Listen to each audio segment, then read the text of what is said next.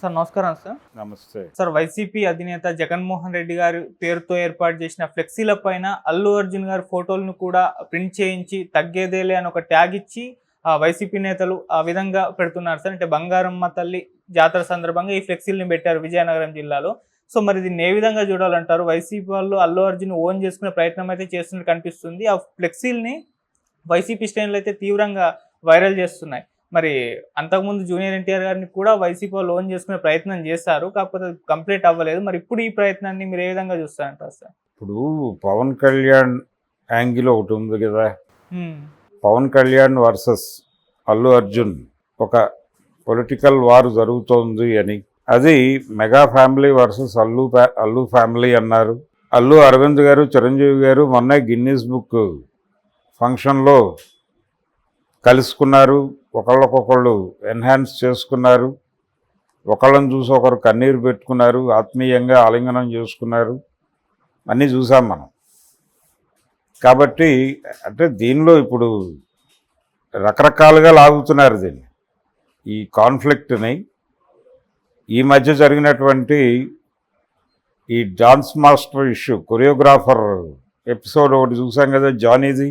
దానిలో ఆయన వాంటెడ్గానే అతన్ని ఇరికించే ప్రయత్నం జరిగింది. అతని కేసు వెనకాల అల్లు అర్జున్ పాత్ర ఉంది అనేది ఒక అంశంగా ముందుకొచ్చినటువంటి ఒక సందర్భం. అంటే ఛాంబర్ వేదికగానే జరిగినటువంటి మీడియా కాన్ఫరెన్స్లో ఒక పెద్ద హీరో ఆ అమ్మాయికి సోలో కొరియోగ్రాఫర్గా ఛాన్స్ ఇచ్చే అవకాశం ఉంది అని మాట్లాడటం, ఆ పెద్ద హీరో అల్లు అర్జునే అని చెప్పేసి దానికి వ్యాఖ్యానాలు చెబుతూ బయట ట్రోల్ జరగటం చూసాం మనం. ఈ గందరగోళంలో అల్లు అర్జున్ని ఎందుకు ప్రస్తావించాల్సి వచ్చింది అంటే, ఇక్కడ జానీ మాస్టర్ జనసేన మనిషి కాబట్టి ఇది కూటమి వర్సెస్ వైసీపీగా మారి వైసీపీగా ఆయన్ని టార్గెట్ చేసి అల్లు అర్జున్ని, జనసేన వ్యతిరేకి కాబట్టి వైసీపీ అని ఇలా టార్గెట్ చేశారు. కానీ ఆ ప్రెస్ మీట్ పెట్టిన వేదిక ఛాంబర్ వేదిక. ఛాంబర్ వైసీపీ ఛాంబర్ కాదు, అది ఫిలిం ఛాంబరు. కొద్దో గొప్ప సినిమా పరిశ్రమ తెలుగుదేశానికి అనుకూలంగా ఉన్నటువంటి పరిస్థితి. అది కొత్తగా చెప్పక్కర్లేదు. తెలుగుదేశం పార్టీ పట్ల సాఫ్ట్ కార్నర్ ఉన్నటువంటి పెద్దలే ఉన్నారు అక్కడ. వాళ్ళు నిర్వహించినటువంటి సమావేశం అది. కాబట్టి అల్లు అర్జున్ని కార్నర్ చేయాలని అనుకుంటుందా తెలుగుదేశం? అదేమో వైసీపీ ఇదే? ఇలా రకరకాల గందరగోళాలు ఉన్నాయి దీనిలో. కాబట్టి అల్లు అర్జున్కి ఆ వివాదం ఉంది కాబట్టి వాళ్ళు ఆయన్ని హైలైట్ చేస్తే చేసుండొచ్చు వైసీపీ. రెండోది అభిమానులు అయి ఉండొచ్చు, అల్లు అర్జున్ అభిమానులు. అల్లు అర్జున్ ఒక పార్టీకి చెందిన మనిషిని కాదు అనే విషయం చాలా సందర్భాల్లో చెప్పాడు ఆయన. ఆయన ఆ ఉద్దేశంతోనే వాళ్ళ మిత్రుడైనటువంటి ఆ వ్యక్తి దగ్గరికి వెళ్ళి మాట్లాడి వచ్చాడు. ఆ రోజున చాలా క్యాలిక్యులేటెడ్గా మాట్లాడాడు. ఇతను నా మిత్రుడు కాబట్టి ఇతను మంచివాడు అని నాకు తెలుసు, మీరు ఎన్నుకోండి, మీకు కూడా మంచి జరుగుతుందని మాత్రమే చెప్పాడు తప్ప జగన్మోహన్ రెడ్డి గొప్ప పరిపాలన అందిస్తాడనో లేకపోతే చంద్రబాబు నాయుడు పవన్ కళ్యాణ్ కూటమి వలన మీరు భవిష్యత్తులో ఇబ్బంది పడతారనో మాట్లాడలేదు. పొలిటికల్ స్టేట్మెంట్స్ ఇవ్వాల.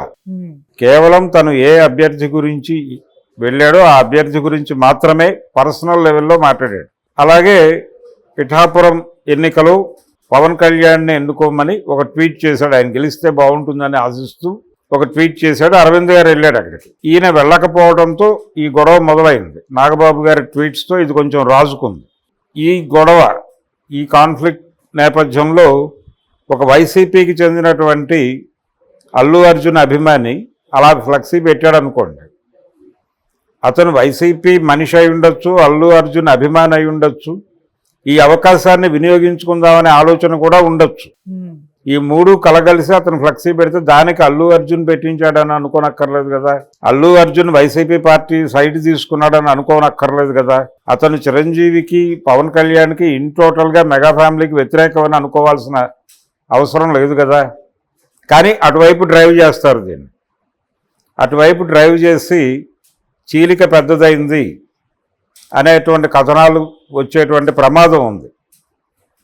వాళ్ళేమి వ్యతిరేకంగా లేరు, రాజకీయంలో లేరు, పొలిటికల్ ప్రోగ్రాంలో ఇప్పుడు అల్లు అర్జున్ లేడు.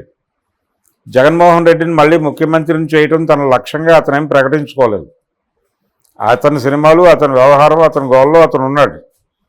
శిల్పా రవి గురించి అతను ఆ రోజున మాట్లాడిన ఒక చిన్న మాట పట్టుకుని ఇంత గందరగోళం వీళ్ళు చేస్తున్నారు, వాళ్ళు చేస్తున్నారు.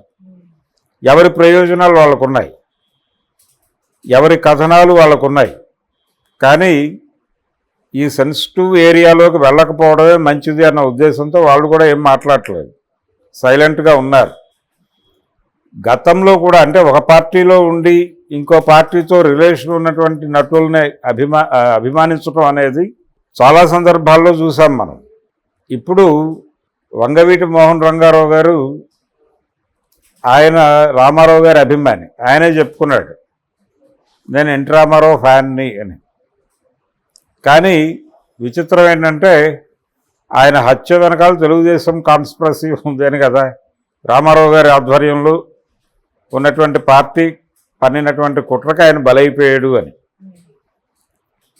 కానీ ఆయన రామారావు గారి అభిమాని, రామారావు గారి సినిమాలు చూసేవాడు రెగ్యులర్గా, ఆయనే చెప్పుకున్నాడు అది. ఇలాంటివి జరుగుతాయి. అంటే ఈ పార్టీలో, కాంగ్రెస్ పార్టీలో ఉన్నటువంటి చాలామంది ఆ రోజున ఎన్టీఆర్ అభిమానులు ఎన్టీఆర్కి వ్యతిరేకంగా పోటీ చేయాల్సిన సందర్భం వచ్చినప్పుడు వాళ్ళు ఇబ్బంది పడ్డారు కూడా, ఆయన విమర్శించాల్సి వచ్చిన సందర్భంలో. Even YS Rajasekhara Reddy. అలా జరుగుతుంది ఒక్కొక్కసారి.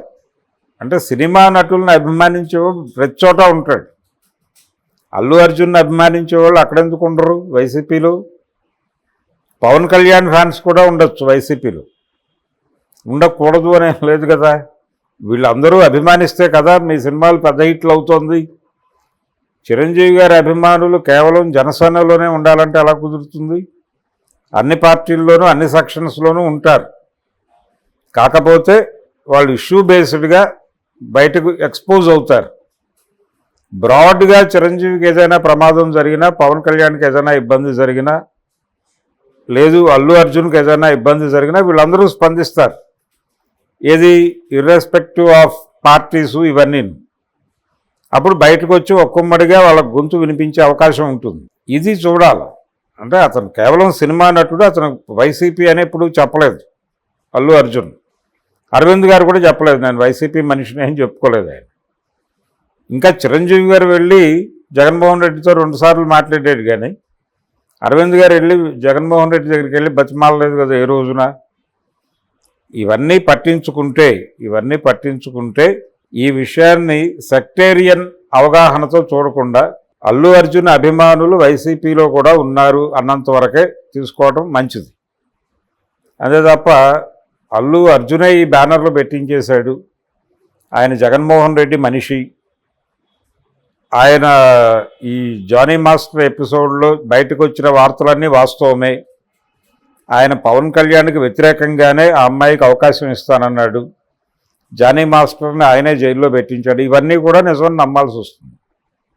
ఇవన్నీ నిజాన్ని నమ్ముదామా, లేకపోతే ఆయన అభిమానులు వైసీపీలో కూడా ఉన్నారు అని అనుకుందామా? అంటే అదే బెటర్. అల్లు అర్జున్ అభిమానులు వైసీపీలో ఉన్నారు, ఎక్కడైనా ఉండొచ్చు. అక్కినేని నాగేశ్వరరావు అభిమానులు తెలుగుదేశం పార్టీలో ఉన్నారు. కాకపోతే ఆయన స్టూడియో మీద అటాక్ జరిగినప్పుడు వాళ్ళందరూ బాధపడ్డారు మనసులో, అరే మన ప్రభుత్వ హయాంలోనే ఇలా జరిగిందే అని. కొంతమంది బయటకు వ్యక్తం చేశారు. గాలి ముద్దుకృష్ణనాయుడు లాంటి వాళ్ళు నాగేశ్వరరావు అభిమానులు అక్కడ ఉన్నారు, కీలక పదవుల్లో ఉన్నప్పటికీ రాజకీయమే, బయట వ్యవహారంగానే వ్యవహరించారు. చిరంజీవి గారి అభిమానులు తెలుగుదేశం పార్టీలోనూ ఉన్నారుగా, ఆయన ప్రజారాజ్యం పెట్టినప్పుడు ఉన్నారు, ఆయన కాంగ్రెస్ పార్టీలో చేరతాడని అడపాదడపా ప్రచారం జరుగుతున్న రోజుల్లోనూ ఉన్నారు. జక్కపూడి రామ్మోహన్ రావు చిరంజీవి రాజకీయ ప్రవేశం చేయబోతున్నాడు, తెలుగుదేశం పార్టీని అధికారంలోకి దించేది చిరంజీవి అని మాట్లాడిన రోజుల్లోనూ చిరంజీవి గారి అభిమానులు ఇక్కడ ఉండేవాళ్ళు. చిరంజీవి గారితో సినిమాలు తీసిన ప్రొడ్యూసర్లు కూడా ఇక్కడ ఉండేవాళ్ళు తెలుగుదేశంలో. అశ్విని దత్ గారు ఎంపీగా కంటెస్ట్ చేశాడు కదా విజయవాడ నుంచి, లగడపాటి మీద పోటీ చేశాడు. అలాగే చేగొండ హరిరామ్ జోగయ్య గారు తెలుగుదేశం క్యాబినెట్లో హోంమంత్రిగా చేసిన వాడు కదా, ఆయన చిరంజీవితో సినిమాలు తీసిన ప్రొడ్యూసరు. ఆయన ఇప్పటికీ వాళ్ళకి అడ్వైజ్ చేద్దామని ప్రయత్నం చేస్తూ ఉంటాడు పొలిటికల్ ఏరియాలో. జనసేనకి అలాగే చిరంజీవి గారికి సలహాలు చెప్పే ప్రయత్నం చేస్తూ ఉంటాడు ఆయన. దాన్ని పట్టించుకుంటారా పట్టించుకోరా అది వేరే గొడవ. ఇలా సినిమా నటుల అభిమానులు ఎక్కడైనా ఉండొచ్చు, అలాగా వైసీపీలో ఆయన అభిమానులు ఉన్నారని మాత్రమే అనుకుందాం తప్ప జగన్మోహన్ రెడ్డిని ముఖ్యమంత్రిని చేసే టార్గెట్తో అల్లు అర్జున్ పనిచేస్తున్నాడు అని మాత్రం